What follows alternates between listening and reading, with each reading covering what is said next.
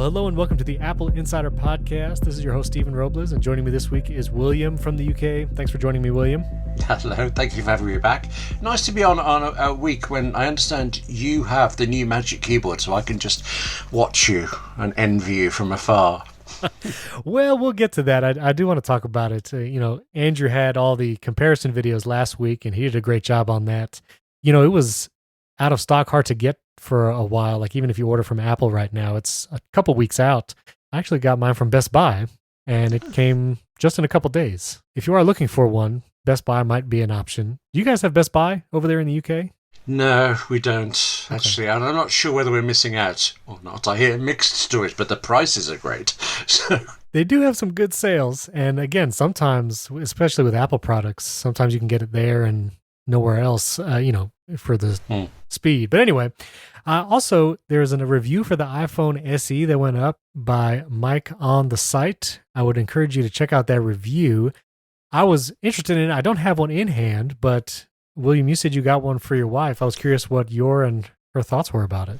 she is ecstatic. Actually, she was hanging on to the original iPhone SE. And she had the weird thing that she works for a company that gives her an iPhone 6. And she says they lock it down so much that nothing you like about an iPhone works on it. So she's resented this iPhone 6. She's held onto the SE, but it was old, it was falling apart, and she wasn't getting very much battery power. So I bought her this, and it's like she's forgotten her old phone instantly. It's just, oh yeah, I used to have that one. Even the screen size, which she was worried about changing to, it just feels right to her. Except for one thing, actually, and I noticed Mike, I think Mike's review is kind of the definitive one. It covers everything, but one thing I particularly noticed I haven't seen anywhere else, Angela found that her iPhone SE, the new one, is ridiculously slippy. She has an armchair, and it fell off before I could get to it. And I put it on our couch where my iPhone 11 Pro was, and my 11 Pro has stayed there all night. But the SE was getting very close to the end.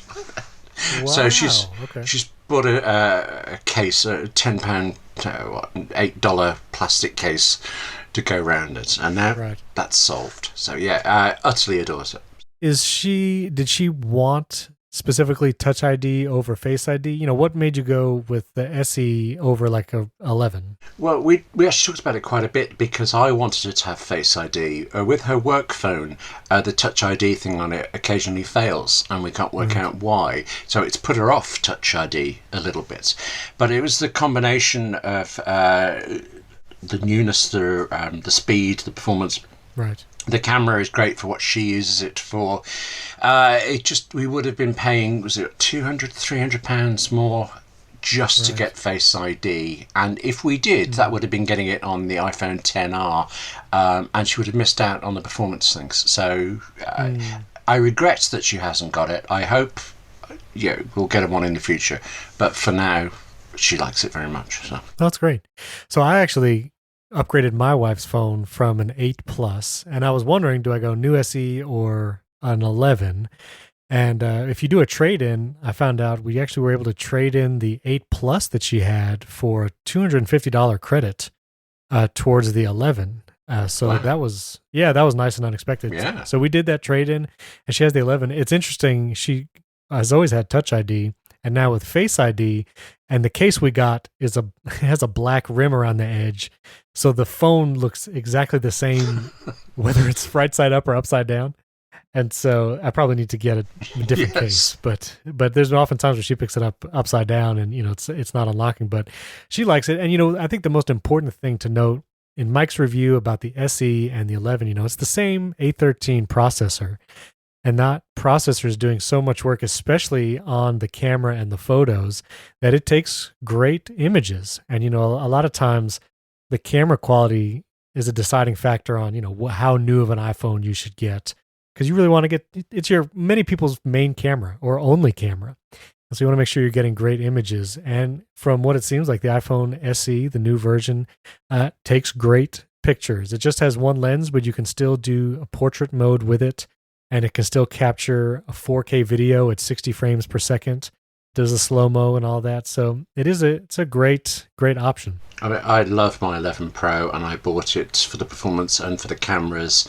In fact, actually, most of all, I think for the fact that the selfie camera on it is 12 megapixels. So I shoot a lot of videos, and it means I can just run a teleprompter thing on the screen, film it, and know it's the highest quality I could get. If it hadn't been for that, if I was buying now, I'd go for the SE, I think. So, such a good deal for what you get. Yeah, the value is incredible. So yeah, if you're looking at upgrading, maybe if it's not just for yourself, but maybe a parent or a friend or someone, and it's not really, having the newest tech isn't really their thing, and maybe they're already accustomed to Touch ID, the new iPhone SE is a great option. And we'll put a link in show notes to Mike's review of the iPhone SE. It's definitely extremely thorough and gives you a great idea. So definitely check that out. I just want to touch on the Magic Keyboard because I got it in hand right here. Yay! Excellent. I won't rehash all the things that the reviews have said, about the weight and all that kind of stuff. It does feel extremely sturdy.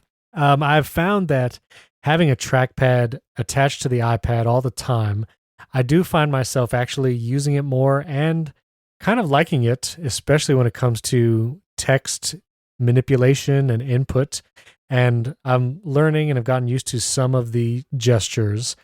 Pulling up the dock within an app is still a little weird, because sometimes if you drag it to the bottom of the screen too fast, you'll just go home. And so you kind of have to be careful how fast and where exactly you put the cursor for pulling up the dock within an app. But it's been pretty useful, 3-finger swipes to go home and switching between apps, again, manipulation. I do find myself reaching for the screen to scroll, and I really don't want to do that. I really like being able to scroll with 2 fingers on the trackpad and not have to reach up. So trying to train myself on that. My biggest thing is I had the Smart Keyboard Folio before, and I didn't realize how often I would fold the keyboard behind the iPad, maybe while I'm walking somewhere or even standing, just to do a couple things. Even if it's charging, just to kind of flip open the cover and see the battery level that it's at. Just quickly look at the screen and then close it back up again. And those kind of quick interactions and switching between like sitting at a desk and then getting up, going somewhere, a little more difficult with the Magic Keyboard. I find, if you want to peek at the screen just to look at the battery level or, look at a notification, the stiffness of that hinge, you kind of need 2 hands to do it. And, before I've been able to do it with 1 hand easily. So that's a little weird. And again, not being able to fold the keyboard behind at all. And you kind of have to take it off the Magic Keyboard if you want to use it really all touch. If I'm doing something with the Apple Pencil, it's a little different. So leaving the Magic Keyboard just sitting on a desk somewhere and you just kind of plop it on, that might be really useful. And if you're really just using it sitting somewhere typing a lot, it's great for that. The keyboard feels good. It's taken me a little used to a different hand position from the Smart Keyboard Folio because the keys are kind of placed a little differently. So it's interesting. I don't know, honestly, if I'll keep it or return it. Again, I don't do a ton of writing on my iPad. So I'm not sure how, again, I edit the podcast, but I do that with a pencil. And so I'll be taking it out of the Magic Keyboard case to do that anyway. And I also find the magnets, while strong, there have been a couple times when I go to reach for the iPad to, close it up, bend the hinge a little bit. And the iPad does kind of come off easier than I expected it to. And I find myself having to kind of catch it and place it back on there when I didn't intend to take it off. So those are just some of my quick thoughts. I'm going to use it for another week or two and see how it feels. But it's definitely interesting. And I'm sure there are some people who really love it. And other people who might just be just fine with the Smart Folio keyboard case, especially if you're not doing a ton of typing on it. So, I don't know. Do you have any questions on it, William, or thoughts? Well, I'm wondering if I can help you out, if you'd like to send it to me. Also, I think actually shipping is very difficult. It needs something sturdy in it to stop it bending, like an iPad. You could include your iPad Pro as just well. Send it all over. It's easier, isn't it? Yeah. Isn't that what throw we it in want? an envelope. Yeah. No problem. Do you find you return stuff a lot? It seems to me that's quite an American thing. I believe we can do it here as well, but it tends not to be as well known or well used. Do you get stuff and turn it back a lot? I don't tend to, for sure. There's been few products that I just, after a little while, just go return it. Before the 16-inch MacBook Pro came out, I actually did try a 15-inch. I just, for some reason at the time, I really didn't like it. The keyboard, and also I found myself, I didn't wait for a customized thing from Apple. I kind of just got one that they had in the store, and so I wasn't super happy about the specs. And I thought to myself, this is not a cheap purchase. Why do I want to live with something I'm not completely happy with, for a long time? And so I actually did return that, and I think just got a stopgap kind of computer, MacBook Air, just so I had a Mac besides my iMac until the 16-inch came back. So I did it that once, but most of the time, especially with Apple products, I'm usually extremely happy with them and don't return them. So not often, but having the smart keyboard folio already, and if I don't do a ton of typing on the iPad, I'm not sure how valuable it is for me personally, as opposed to someone else who might love it. Including me. Yes, I'll love it for you. Yeah. But now, do you use your iPad a lot, like for writing especially? Yes, I mean, I have an original iPad Pro 12.91 from however many centuries ago that is, and it's got a lot of problems. But I run presentations from it, I do workshops in it, and a lot of the time that means writing, mostly with an external keyboard, but actually quite a lot lately, somehow, on the glass. I mean, the stupid thing, in Facebook, in Safari, on my iPad, if I am entering text, it puts a second space after every word. Not in any other app or any other thing. So it's not exactly conducive to fast typing. Right. But the number of times it's been the thing I needed to get something done. I love that machine, even with its faults, and I will hang on to it. Have you tried the trackpad support with your current iPad Pro? I'm not even sure that it works with it, because I remember thinking about trying it when it first came out as an accessibility thing, and it just didn't really appeal to me. I noticed you were saying that you're using it more just then, and that interested me. I've assumed that I wouldn't, but now you're just making me more tempted to try. I do think there's a big difference between trying to pair like a separate Magic Trackpad with an iPad and using that. I did that too, and I found that less natural and useful than just having one actually just built in right there on the keyboard that you can just kind of put your fingers down to scroll a little bit. It's definitely more useful built in than having it separate. So, actually, be very curious to know whether the developer of Better Touch Tool will do a version for that. The Mac OS app that lets you transform your trackpad. If hopefully, or fingers crossed, he'll do that for the iPad. I don't know if they'd be able to create system-wide manipulations. No, you're right. Yeah, sandboxing. That's true. Oh, well. So that's the only thing. I will say the trackpad is definitely small. I have the 11-inch iPad Pro, and it is definitely small, especially if you have a recent MacBook Pro where the trackpad is like a mile wide. It is actually wide enough. It's just not very tall. It's only just about maybe 1.5 inches tall. So it's definitely a small trackpad. So don't, it's not spacious. If you have the 12.9, it might be different. So anyway, the keyboard does feel great. I will say typing on it, it feels like a Magic keyboard, as opposed to the Fabric Folio keys. So that's definitely nice. I do miss the screen brightness and keyboard brightness buttons. I know Andrew touched on that and we talked on it last week, but even just changing the brightness of the iPad screen itself, it really feels like there should be a key for that, or at least a function on the keyboard. Of all the things that the trackpad does, the dock maybe being the second worst, accessing the control center from the top right corner is pretty awkward. Oh. Yeah, because you can't, sometimes throwing the cursor up to the right corner will invoke it. I'm trying to do it right now, and I'm getting it like 1 out of 5 times. And then like getting it just over the battery and Wi-Fi icon to actually click it and bring it up is a little strange. And clicking and dragging the slider for brightness up and down, as opposed to just getting your finger and moving it, that's not super natural. So yeah, I'll be curious to see if they optimize for more trackpad stuff in iOS 14 and later. This episode is sponsored by Mint Mobile. We did a review of the iPhone SE, and it's a great phone at a great value. And I have to tell you, the only way to get a new iPhone SE is to pair it with Mint Mobile as your carrier of choice. It's the first online-only wireless company. Right now, Mint Mobile is offering you something that no other provider can. It's their 15 plus 15 deal. $15 a month for the new iPhone SE and $15 a month for Mint Mobile service. And they're both delivered straight to your doorstep.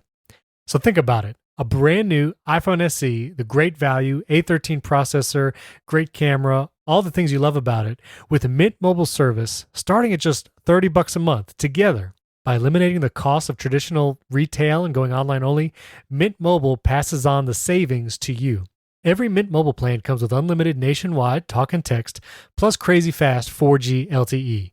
Switching is easy. You can keep the same number you have now or get a new phone number and transfer all your contacts. So stop overpaying for wireless and get premium service, super fast data, unlimited talk and text for a fraction of the cost with Mint Mobile.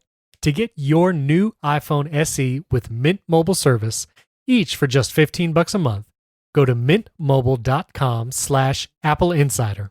That's mintmobile.com/AppleInsider. Cut your wireless bill to $15 a month at mintmobile.com/AppleInsider. So speaking of future iOS features, something actually broke just today, and that a feature may be coming to iMessage that allows you to edit your messages. Yes. And you actually had this article up on Apple Insider. So maybe you could talk a little bit about what it would actually look like to edit a message there. I love this. This is the longest patent I have ever read. It's 981 pages, 200,000 words, and I was trying to count how many drawings and illustrations of different ways you would edit messages, and it's impossible because it goes up into the 80s, but it's something like 80FG. So it's done 80, it's done 80A, it's done 80Z, and all the way around. Thousands of drawings of this. And in all this detail, it never once even alludes to the difficulty of the fact that you've sent a message, how it gets it back, and then lets you edit and reinserts it for your other. It just talks about what buttons you could press, and in thousands of words of details. There are lots of different varieties, really, really picky, tiny differences. But it reminds me of the way you press now and you get up the options to copy. You will just have an edit button in there as well. So really, typical Apple really, it would work the way you would expect to work. But it looked remarkably useful, and it was one of the most fascinating things in a patent. I mean, most of the patent was, for some reason, describing very familiar things. Like, when you can send a message to somebody and you can have exploding fireworks behind if you choose. There's things of what they call impact effects, how you can use those, but also how you can use them more readily, more easily. It's all about cutting down the number of buttons and things to press for it. So familiar things in newer ways, then this stuff about editing messages, and then right in the middle of editing messages, suddenly there's a reference to editing handwritten messages, and it goes on about those as well. It's just fascinating stuff in there. And I love the fact that a message, it's like the shortest line you ever write, but Apple does a book about it, all this detail. It was just riveting stuff. I mean, it really hurt my head after a bit, but fascinating stuff. Now, I think I did see that the recipients would be able to see the editing history. Is that accurate? I'm not sure. There's a thing that they call a transcription list that talks about who sees what, and some of the drawings definitely show multiple versions of things. So I believe so. I think this is one of these things that when we see it demonstrated at a keynote, it's going to be so obvious. It's when it's described in patent ease that it just buckles your head for it. But if you couldn't see what somebody had done, I would be concerned about it. One thing I didn't actually mention in the feature because I couldn't lock it down to prove it in time. There was a story about 4 or 5 years ago that WhatsApp was going to bring in editing, and as far as I can tell, they still haven't. This is really complicated stuff, and there's Apple working away on it. That's interesting. Well, yeah, I would love to see it in iOS 14, and in addition to editing, please, Apple, allow to mark an iMessage unread. That, even before editing, I would hope for. There's so many times where I've read a text and then didn't respond in the moment and forgot, and it just goes into the ether. And then I get an angry text a couple days later like, hey, why didn't you respond? I think we're learning something here about you. It's not a fault of iMessage. It's just you're not efficient enough. No, and I think with the control center, clearly it's not the iPad, it's your finger. That's what it No, is. wait a minute. No. I'm usually very on top of my iMessage, but there's, sometimes when you get 4 or 5 iMessages coming in from different people, Yeah. and then you have, these like 5 unread conversations, and you tap through just quickly to see what each one is about, and you kind of prioritize in your head which one you need to answer first, and you do, and then you just forget, well, how many did I just click? It's complicated, William. Yeah. It's a first world problem, but yeah. Yeah. So, Mark unread and editing messages would be highly desirable. Would love to see that. In addition to that may be coming, we actually have some new features that will be coming in iOS 13.5. That beta was released just today. And there was some features about the COVID-19 exposure notification, which I'd love to get to in a second, talking about, different countries' policies on that. But also group FaceTime. I thought this was an interesting change. If you do group FaceTime, you know that whenever someone's talking, FaceTime will focus on that person's video and make it kind of full screen for you. And they'll be adding a feature where you can disable that. And so kind of all the windows of the people's video that you're seeing will stay the same size regardless of who's talking, which, I'd be curious in your experience with Zoom calls now. I actually find that's how people prefer to be a part of a group video call like that, where, because again, it can switch sometimes sporadically if someone coughs or sneezes, it tries to focus on that sound. And I actually find myself going to that gallery view in Zoom where you just see all the videos at once. And it doesn't necessarily focus on one speaker all the time. is that the default in Zoom by chance? Because I've realised I'm doing that as well, and I like the growing and shrinking thing. Except when, as you say, it comes up because someone has moved or something. I find that quite distracting. I leap to them. What are they going to say? And nothing comes. It's the drama in me. Right. But, yeah. I think when someone is presenting someone, maybe they're sharing the screen or trying to show something visual, then yeah, I definitely go to that. Let me focus on the speaker type view. But I don't know, again, about you, but most Zoom calls that I've been a part of, it's just everyone talking. Yeah. And when everyone's just talking, there's not really a reason to have someone's video big, everyone else small. And it just helps have everyone so you can see. And it's always kind of interesting to see what people do when they're listening, whether they're texting on their phone or actually actively listening. It's always curious. Okay, another insight into you. Okay. That's interesting. It's a lesson in like a sociology to see like, all right, there's 10 people on this call. What's everybody doing right now? That's true. Yeah. They've also going to add in 13.5 the ability to enter your passcode when Face ID is not working. Currently, I think Andrew actually had a post about this. You can disable Face ID for getting into your phone or unlocking your phone temporarily if you have a mask on. If you're going out to the grocery store, Face ID is not going to work with a mask. You can just have it default to putting in your passcode. If you don't, you kind of have to make Face ID fail a couple times, and then it prompts for the passcode. And so in iOS 13.5, it's going to allow for you to enter your passcode quickly after Face ID does not recognize you, and you won't have to go through that repeated failure of Face ID to get that up. So that'll be a useful feature, especially during this time. Have you found that? Have you gone out with a mask at all? And actually, I was just thinking as you said it, I quite often have to enter the passcode into my iPhone because I have it at a funny angle on my nightstand and things, and it's not that long a wait before you get to tap in, but I guess it does add up, actually. So I like the sound of this, but it hadn't entered my head as being a problem. Clever solution, then. Speaking of COVID-19, again, it's all of the news. Again, obviously a lot of stuff out there, but Apple actually released its first beta of the exposure notification API. Again, this is all together with the contact tracing and trying to build this map of people who have been diagnosed with COVID-19, who may have been exposed, and preemptively notifying you if you have been in close proximity to someone who is now diagnosed or maybe have been exposed. And it would be working through Bluetooth for contact tracing, and Bluetooth will be communicating with devices kind of in the background as you are around other iPhones and Android phones, because this is a joint effort between Apple and Google. And so Apple released the first beta of this exposure notification. Again, there's nothing out or available yet.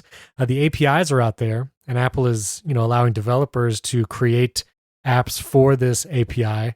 But soon, Apple might actually build it into iOS. And so it's not actually another app or service you need to download.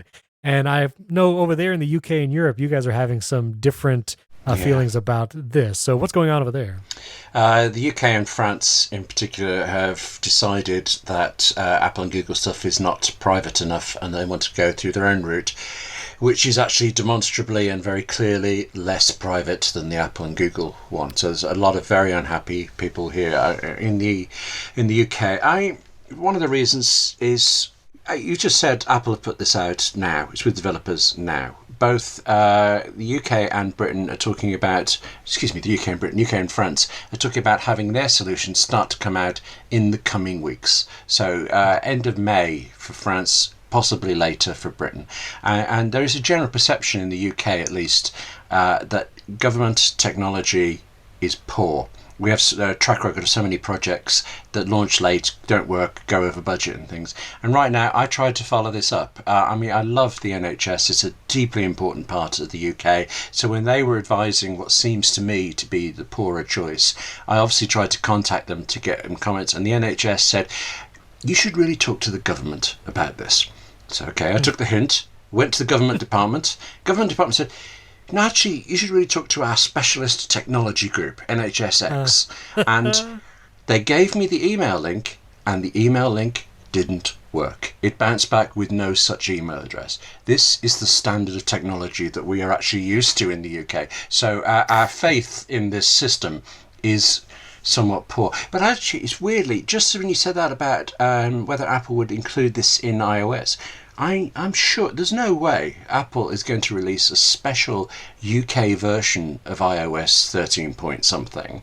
It's going to be the same everywhere. So this technology is going to be in it everywhere. I'm wondering whether people in Britain or France can choose to just ignore the national thing and contribute this way through the Apple and Google one. I'd be fascinated to see what happens with that. I'd be curious. Now, I don't have a ton of knowledge on this, but I do think that iPhones released in China do have some limitations, especially, with certain services like Google that can or cannot be used over there. But again, those are third-party features that have to be disabled on the iPhone. So, yeah, who knows if it's baked in, but maybe France and the UK will make Apple have it disabled.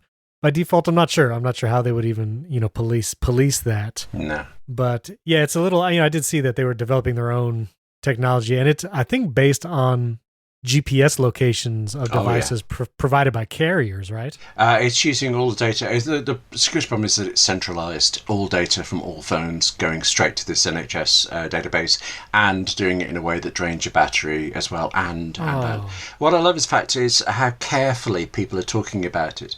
NHSX, this technology group, is boasting that they had advice from GCHQ, the government communications technology experts. So GCHQ is saying, yeah, we just advised, we're nothing to do with this.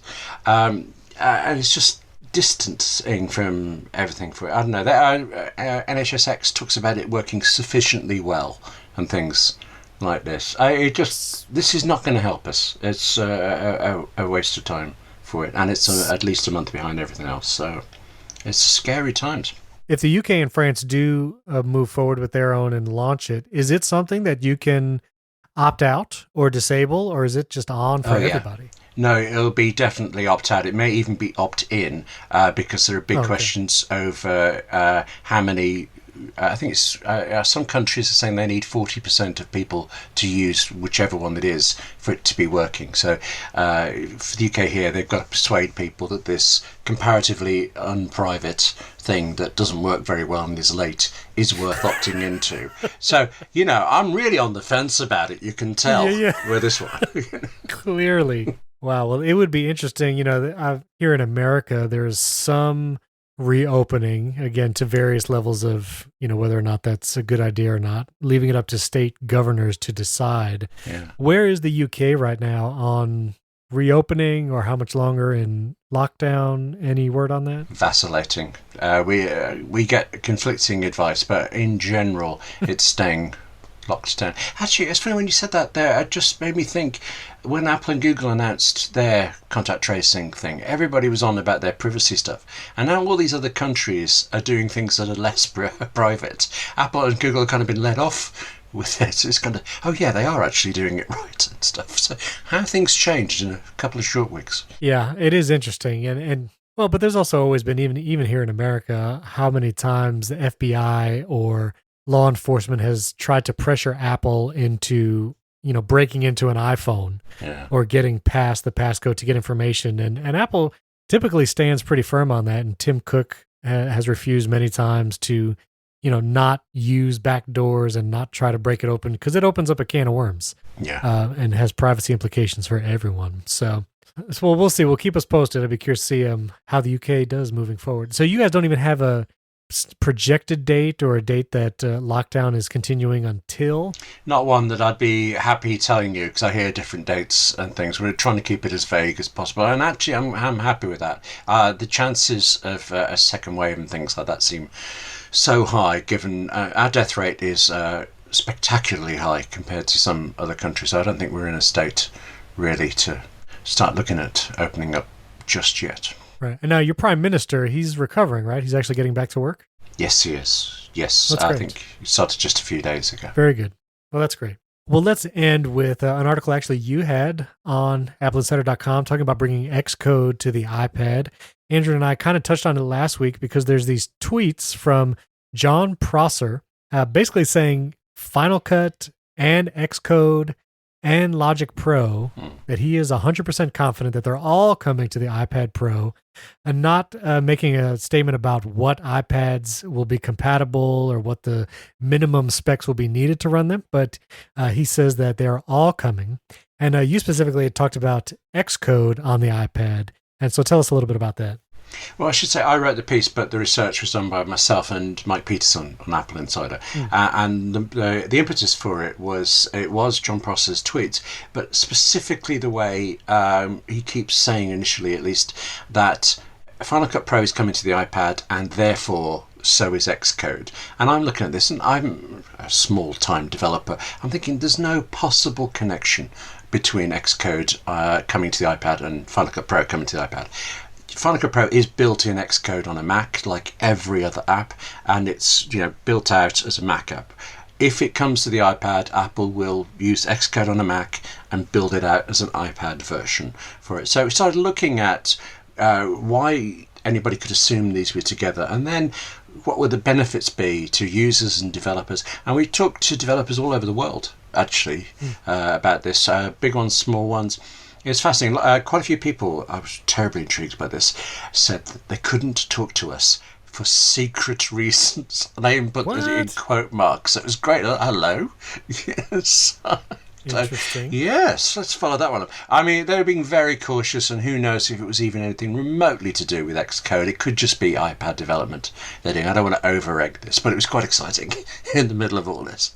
The ones who would speak to us, I mean, there's lots of people. I particularly want to single out Ken Case from the Omni Group, because he spent a lot of time thinking on this and how it would apply for users in general, and also his specific things with the company. And there are loads of problems, and he was also saying how those problems would be solved.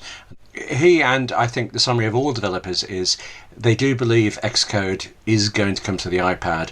They just don't know when, and they wouldn't be surprised if Final Cut Pro or Logic came to it as well, but there's no correlation between the two. One thing that did end up I wasn't expecting was it was pointed out to me that Apple is, of course, supposedly developing ARM processed Macs, and they're due out soon if that's true. Just as they did with the Intel move, there is no way they haven't got macOS running on ARM, and they have got Final Cut Pro and Logic already. I mean, that huge job of getting it onto an ARM processor is probably certainly done. So I don't know how much more there is for an iPad, but it does make sense. Except you mentioned hardware things. Everybody was telling me RAM is an issue.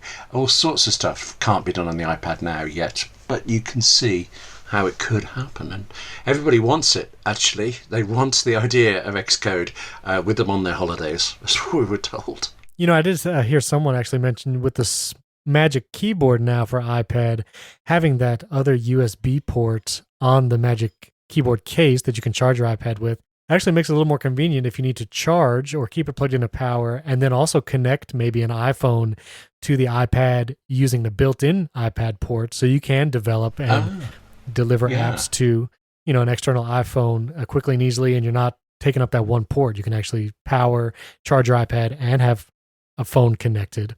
Also, especially if you're doing Final Cut work or Logic or anything like that, probably going to need to be plugged into power, even with your iPad. And I'm really curious. I was actually editing some 4K video yesterday on my 16-inch MacBook Pro, and it has the highest graphics card, the i9 processor.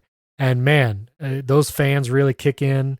And even when exporting it out, it takes a while, and that thing is really chugging along, just trying to do, one stream of 4K footage. And so I'm very curious how an iPad Pro would deal with that kind of, those size files, first of all, and that, trying to encode stuff like that on an iPad, a fanless device. I don't experience it too often, but sometimes when I'm editing the podcast on my iPad, it can get pretty warm. And I do know that battery is going to take a hit if I'm going to be editing in Ferrite for, an hour or more. Curious how that's going to go heat-wise, processor-wise, and time. If you're going to export something from Final Cut, some 4K video, how is that process going to look? And is it going to be rock solid saving it to the Files app or something on iPad? Yes. I'd be very curious about that. Exciting times. Yeah, no, it is exciting. I mean, I definitely want it. I don't, by no means saying like I'd rather they not put Final Cut on it, but also curious how it will deal with external storage maybe while editing on footage. You can connect external SSD or hard drive to the iPad with the USB-C port. You can access it from files, even edit in iMovie off of the files from that external drive. In my experience, it's been a little flaky. Sometimes it doesn't match that media perfectly back when you return to a project after a while. Yeah. So we'll be curious how rock solid that will be. But definitely want it nonetheless. And so we'll be eager to see it come out and to see a new iPad, maybe with a mini LED screen and an even more powerful processor come out late this year or early 2021 that could handle all that with ease. We'll see. So, actually, would you swap to that when the next iPad comes out? If it has mini LED and things, would you swap to it? I don't know how recent your iPad Pro is. I didn't get the brand new one with the LiDAR scanner. Once I saw that the processor was really just the recycled A12X, I was like, well, again, I don't do video stuff on my iPad usually. It's really just audio. And so that extra graphics core, supposedly that's enabled on the new one, not much benefit. Same screen, same form factor. My battery life is just fine, normal, in normal use. And the Magic Keyboard is fine. It works with my version. So I have the 2018 iPad Pro, which came out late 2018. So it's about a year and a half old. But if an iPad comes out and it somehow has an A14 XYZ or some incredible new leap in processor technology and GPU technology, I might spring for that one when it comes, and then I'll send my old one with the Magic Keyboard case across the pond. I was just building to that. Yes, I knew that's where you were going. Thank you. I knew. Okay. Yes. It's a deal. Yeah, very good. That was great. Those articles for the Xcode on iPad and all the things we mentioned are in show notes. We'd love to have you tweet at William or I with your feedback and thoughts. Our Twitter handles are in the show notes, as well as commenting on the podcast post when it goes up. We'd greatly appreciate that. And if you could take a moment and give us a 5-star rating and review in Apple Podcasts, we would greatly appreciate your support there as well. Thanks for tuning in. We'll catch you next week.